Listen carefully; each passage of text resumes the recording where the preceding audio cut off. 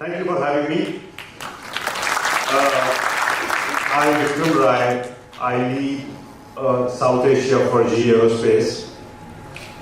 Having been recognized by Economic Times 40 Under 40 as top business leaders, got recognized by Honorable Minister Mr. Scindia as a young business leader, and having cracked two of the world's largest aerospace deals, I wanted to share my journey with you.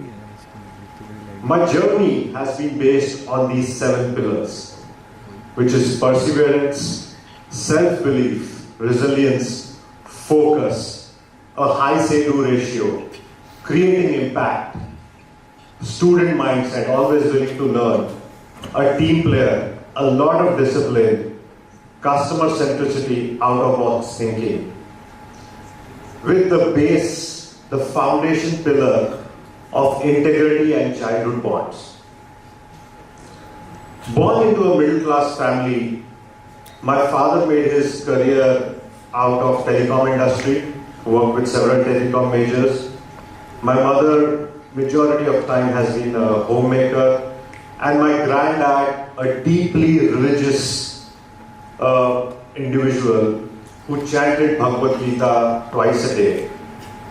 A typical day in my household looked like, Dad used to go to office in the morning, come back in the evening, over dinner table, mom, me, granddad, sister, the typical discussion was, what happened at Dad's office? What was he creating a strategy about? He always had a side business going on. He would chat with granddad, what was the sale today, what is the past due, what is the collection. Subconsciously, I kind of started grasping that. My granddad used to recite to me all mythological stories. And one story that always stood out of me was Arjun from Mahabharata. When Dronacharya asked Kauravas and Pandavas, what can you see on the tree? Some said the leaves, some said the branches, some said the sky. When he asked Arjun, he said, I can see the eye of the bird. He said, Dronacharya said, take a shot. Arjun fired his arrow, the arrow struck the bird's eye. And that to me was focus. And everybody knows how much Arjun practiced, his perseverance, his resilience. So that stood out to me. Moving forward, my first brush of problems resilience was as a 9-year-old. My birthday was approaching, and I asked my mother, what's the plan of birthday celebration? She looked at me a little disappointed and said, this year we will not be celebrating your birthday because Dad's business is not doing well. He had left the job and started a business.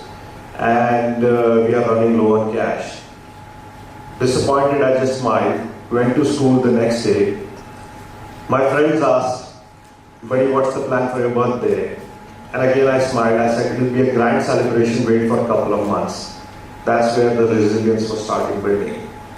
Fast forward a year, class 5, there was a debating competition at school. I participated. 2 minutes into the debate, I saw this audience and got so nervous. Legs started shaking, forgot everything, walked off stage without completing the debate. Students, friends teased me all along, but I still smiled and I said, I will get better. And as I progressed through the story, you'll notice God designed my life like a video game. With every passing stage, the difficulty, the problem level kept on increasing. And thanks to the Almighty, I kept on passing that. Coming on class 10th, which at that time probably was the most important exam for any student starting, the board exams. Just a week before the boards, something terrible happened at Dad's office and he slipped into severe depression. And the environment at home was not great and the board exams were about to start. And I said, look, either I can get myself affected by all of this or do my best because this is out of my control. Let me control the controllable.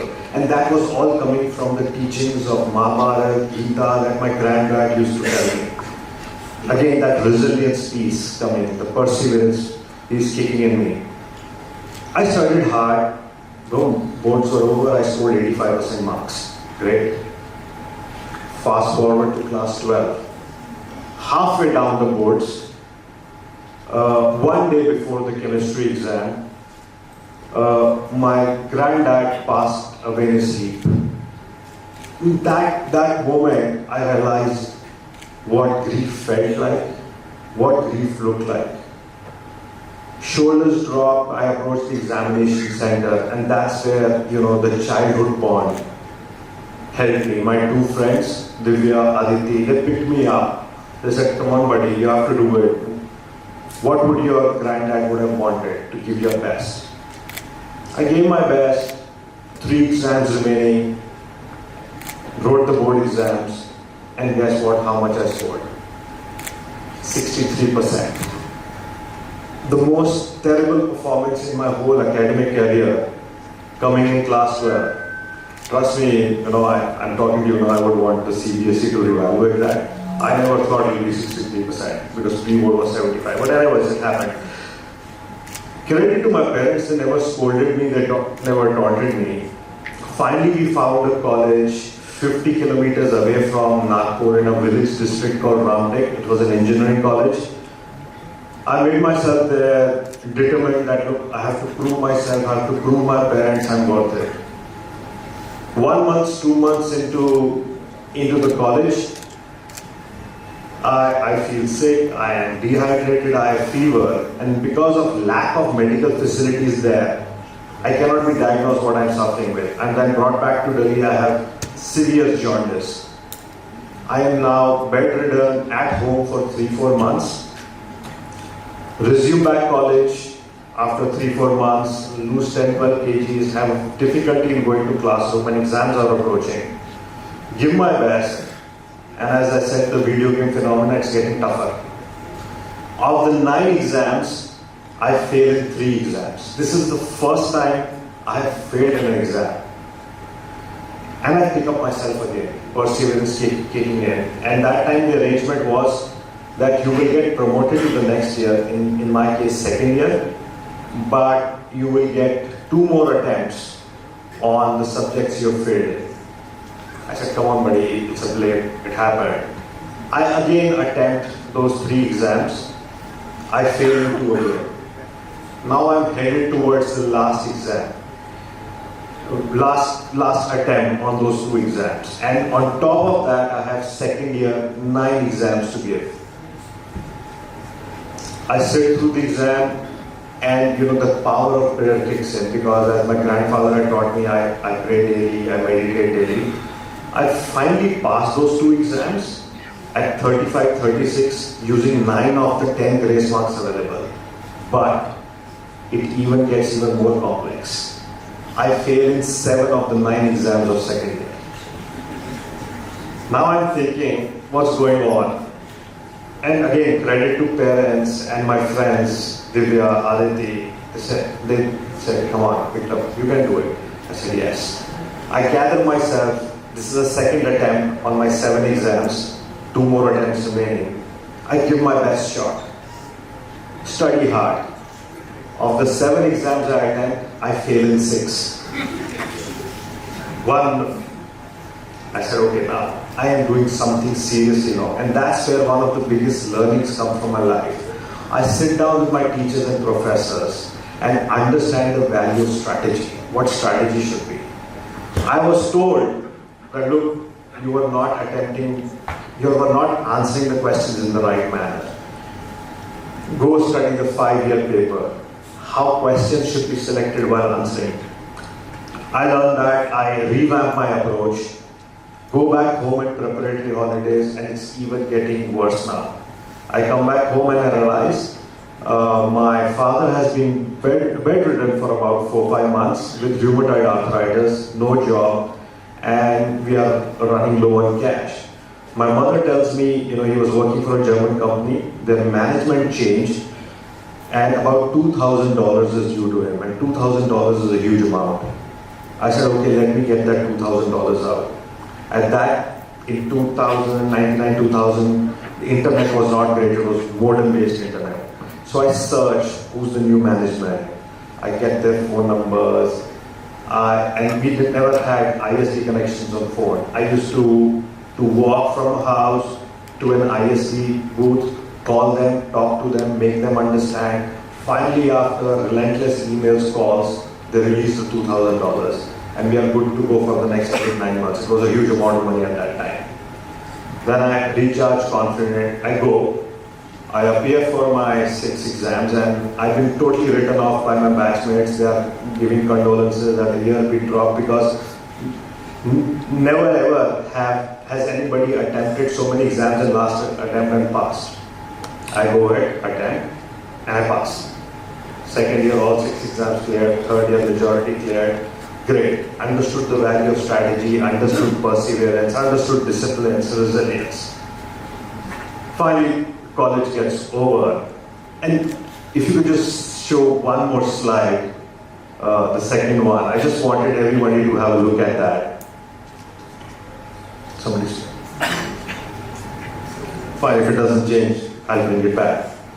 Okay, here is it. So somebody asked me in college, 20 saal baad, if you see, I've written CEO of a Fortune 500 company. I never stopped dreaming. Somebody who was failing massively in a B grade college, I still went on and said I'll be a CEO of a Fortune 500 company after 20 years. We can go back to slide number 1. I come out of college on 10th May 2002.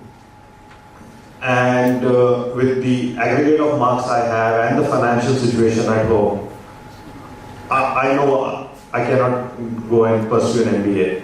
My dad introduced me to a startup who was coming into airports and broadcasting domain, a very interesting business model they had. The business model was, at that time, all airports were government controlled. And all the procurement of communication, navigation, surveillance equipment was like radars, passenger boarding bridges, your baggage handling, airfield lighting was done by them through a complex tender process. And at that time, doing businesses in India was very complex and tough. All tender-based, lowest bidder, which foreign companies could not understand. So he formed this company where he would represent those foreign companies, go tell them why choose HDE, work with them because they already had local agents. Those local agents were like, take the bill, put it in envelope, deposit it, but he wanted to do more. To ride the sales cycle till the tender completion, write the tenders for them, localize content, do maintenance, do installation so that the project cost comes down. Very interesting business model and the company is still doing great. So that was what company was doing. I appeared for the interview, do terrible because my engineering skills were not great, as you know from my marks. But he sees my co-curricular activities, cricket, drama, everything, debating, etc., done very well. So I get offered a job of a market research assistant where I will be paid 200 rupees a day. If it's a Sunday, I don't get paid. I take the job. The job had another angle to it. It was a Man Friday job also. So I used to research about whatever the requirement was. I would research about those companies, tell them, okay, like if a radar is required, what are companies? American, European, what is the cost base and how it matches. Because I started learning cost base of different countries. But the Man Friday job was also there. Somebody would want a color photocopy. From Khan Market, I was told go to Khan Market to get a colored photocopy done. At night time, I was there, pickup specialist. Because of a lot of foreigners coming from abroad, I would go at odd times at 1 a.m., 2 a.m., 3 a.m., just go pick them up from airport with my placard in hand and drop them to the hotel. On weekends, I was a tour guide, taking to Delhi Hat, India Gate, or Agra, wherever they wanted. But again, I didn't let the ego come in because I thought I am interacting with such senior people, different cultures, this is learning for me. So that student mindset, which I talked about, kept coming in. I also used to observe the managing director, Mr. Nandi Bhatia, how he used to pitch the companies. It's a startup, open office, no cabins. He used to pitch directly, I used to listen. His pitch was, who are we? What do we do? Our track record, why choose us? What is the differentiator? I used to come back home, practice it, thinking if an opportunity came, I should be ready. And literally out of a Bollywood movie, this happens. 2 years into the role, they are trying to crack a deal for crash fire tenders, which are on airports, firefighting vehicles, which are very different from the normal firefighting vehicles. He's going on a vacation, this deal is not happening. I surpass all of the hierarchy. I say, sir, I will do it, give me a chance. He said, really, you will do it? I said, trust me, sir, give me a chance, it's not happening, I'll take it. And I go after 2-3 companies. And sometimes they'll call me at 1 a.m. your time, 2 a.m. your time. I'm away. I'm calling them. I'm telling you my wife chooses. I'm persistent, resilient. I'm just after them till they say, okay, Vikram, we'll give you one opportunity to work with us. I call my managing director, I've cracked it. And that's where the story turns. And then I get really, he takes me under his wings, directly reporting to him. He coaches me about collaborations. How collaborations is done, how different cultures behave differently, what would they like to hear when you're pitching. Within 6 months I'm trained, and I'm now doing collaborations, joint ventures as a 24-year myself, traveling to Korea. I did my first joint venture for airfield lighting. I travel to Europe, I do radars. I travel to China, I do passenger boarding bridges. I was roaming around the world as a 24-year, learning fast, collaborating, signing joint ventures. Coming back, filling tenders, sleeping in office, working 15, 16 hours a day, indicating what is the right price, understanding the decision-making process, understanding the process, understanding the key stakeholders, telling the collaborators how we should bid. All of that starts and the group zooms from a 0 to $100 million in 4 years. I get promoted as a business development manager of the group, everything goes well. My learning, 2 learnings that I would want to share from this experience was, in the first 6-7 years of your career, it is not what you earn, it's what you learn. Second piece is, no job is big or small. If I had really refused those airport pickups, I wouldn't understand the culture nuances, I wouldn't have developed that network. That network somehow let me crack deals. Moving on, 5.5 years into the role, I said, what next? Because I had stopped learning now. What should I do? And I thought, look, I should work for top 10 or these are my list of top 10, 12 MNCs in the aerospace segment. I have done airports now, I need to do aerospace. That clarity and the focus, that was there. I made the list. I was self-aware. Given that I'm not an MBA, I'm not from a tier 1 engineering college, I will get stopped in round 1. I won't even make it to round 1. So I collect the database of regional leaders, their emails, write to them short, crisp emails on who I am, what I have delivered and what can I deliver. I send them press briefings, press articles, of what's appearing in India, what's happening in India. And then what I do is, if they're not answering on emails, I will write letters to them about my CV, who I am, in an envelope which said confidential and private, to be opened by addressee only, so that it doesn't get stopped at the reception desk. I get 4-5 interviews and I start interviewing. I read 101 books on interviews, somewhere I might get to round 3, somewhere round 4. And my partner company which I work with now, CFM, I wanted to get there. This is 2007. I get to the final round and I'm rejected. Distraught, totally. And again, the childhood bonds. Those 2 friends, Divya, Aditi, they just picked me up and said, "Buddy, come on, you made this far, you can do it." I picked myself again, rehearse. How should I interview? Rehearse my introduction speech. And every interview I get feedback. I take feedback. I'm relentless on feedback. Why haven't I done well? Why didn't I get this job? I incorporate that. again, record myself. And then Rolls-Royce happens. I crack Rolls-Royce and I join Rolls-Royce. Again, there's a little bit of doubt. Oh my God, I'm going to this British company. How will I learn? My friends pick me up, say, you will do it. I go there, fantastic company to work for. And there I learn, how an MNC works. The value of teamwork, how all functions need to be aligned to a common goal. In a startup, what was happening was it was more individualistic. So you had to understand the value of team. I understood how an MNC works, how different cultures work. 2007, 12th grade, one particular lesson that I learned was, it is not over until it is over.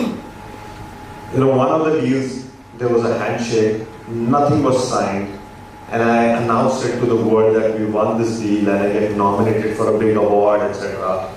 It turns out that the competition flips this deal, and I'm literally heartbroken and literally made fun of that while you announce.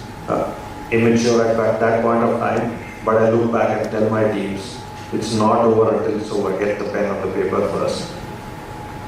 Moving on, 2012, I said, look, I moved to GE Aerospace for better career opportunities. Again, great company to work for, where integrity is non-negotiable. We work here on the concept of SQDC, safety, quality, delivery, cost, in that order. So what do? I put my focus that I need to create impact. What are the 3-4 opportunities in 100 days? For the first 3 years, I go above and beyond, exceed targets, exceed op metric, really understand what teamwork is, lead cross-functional teams. And in 2018, I get promoted into a people leader's role. Now, as people leader's role, I understand what has got me here will not get me there. So the first thing I do is, I really need a great team. So really hire a good team and put the right people at the right place. After having done that, we do a lot of offsites where we do vision. And one such offsite we organize, what is our vision for the next 3 years? Align everyone to that vision so that it's a shared purpose and all of us go towards that. And then you break down this 3 years into 1 year, into 6 months, into quarter, every month, every week. What are we targeting? Again, it goes very well. It's what we've established in the team is a rigorous culture, not a ruthless culture. I never subscribe to a 70-hour work week. As long as the work gets done, it's 30, 40 hours, that's fine, 50 hours, whatever it needs for the work to be done. In fact, for customer-facing roles, what I started pre-COVID in 2018, 2019 was you could work from home because you need to be in office for only a limited period of time. So we said, okay, twice a week we meet in office, but we can be with the customer and not go through the Delhi-Gurgaon traffic because it's really not optimized. So doing something which was different. And then was being very customer-centric, understanding what the customer needs and tailoring your solutions to create win-win stuff. I also have what I call a time to think block every week where I just focus on thinking what are the right things to do, what we should be doing this week rather than slogging on Mondays, put a block hour of time to think. And we have done very well. We'll be pleased to know that of the next 1,200 aircraft delivering in India, approximately 1,100 will be powered by GE or its joint ventures over the next 8 or 9 years, which means approximately 1 or more aircraft delivered per week will be powered by GE or its joint venture CFM. So, great journey and all, but is it finished yet? No. What would be my next steps? Career growth is fine. I need to give back to society. I have a target of educating 500 underprivileged girls. I've done about 15, 20. I need to do more. The second is giving something back to the country. And if I were to bring it all, one advice I would like to share with all of you is, career is not a marathon. Career is a marathon, it's not a sprint. Right? So So don't go by moments, go by the length of time. Never let go of perseverance, resilience, focus, and always be driven with a customer-centric mindset. I think it will get you there. Thank you.